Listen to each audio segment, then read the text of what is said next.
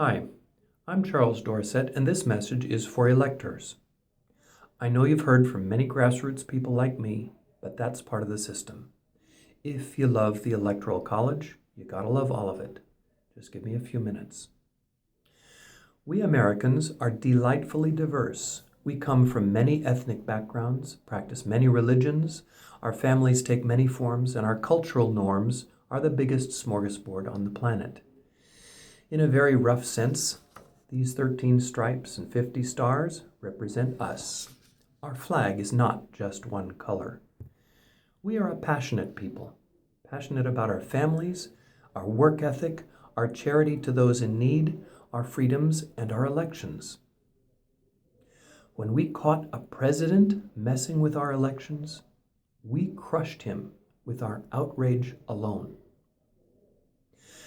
The founders of our republic understood our passion and how we can be fooled by a tyrant in the terms of their day. That was the specific reason they created the Electoral College in the first place. By its very nature, it is anti-democratic, but its protection was considered essential. A few elections later, when the popular vote was introduced, wise heads preserved that protection. It was a solution for the 1700s, but now, in the adolescence of the 21st century, it has been called upon twice to defy the will of the people. There is a fundamental flaw somewhere, and the people will soon fix it. Tyrants are easy to recognize when they reach the peak of their power. They use their office to enrich themselves and impoverish the people. And to keep those festivities going, they commit all manner of offenses. But none of them start out that way. They criticize and shame long before they close up newspapers and open up libel laws. They drop hints and make lazy threats and then wave off critics, calling them alarmists and downplaying the threats as locker room talk. They throw blame on anyone but themselves.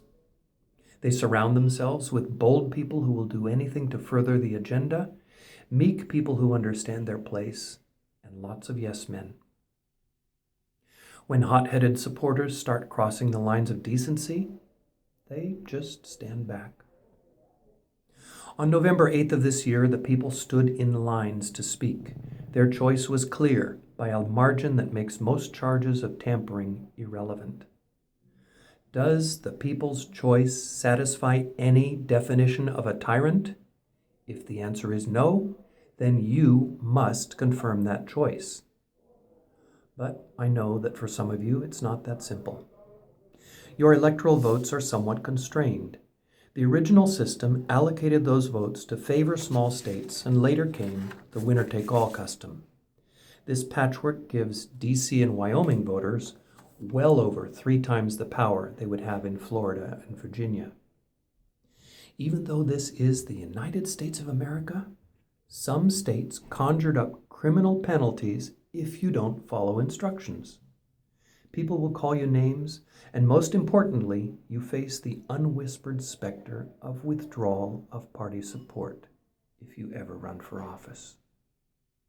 Asking you to be a conscientious elector is asking a lot. The candidates shared their vision for the country. Promises were waved around.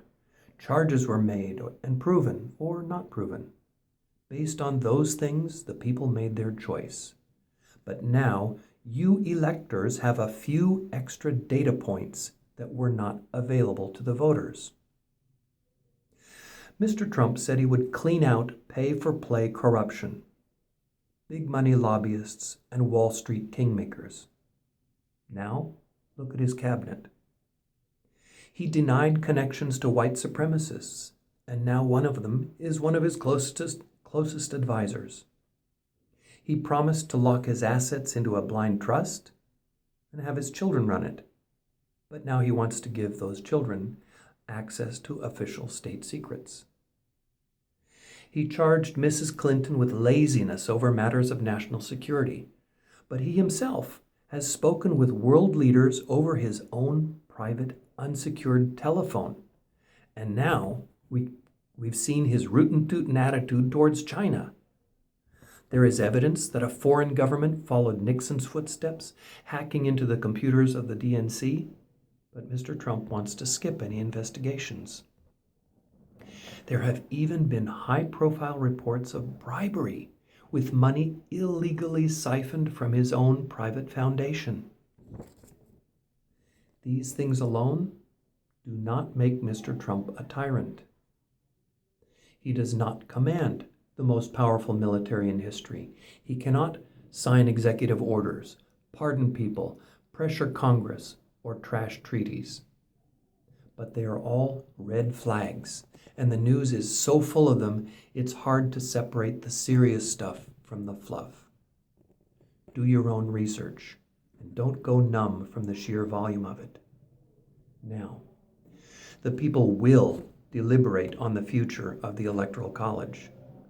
How you vote now will become an important data point in those discussions. Will you honor this flag?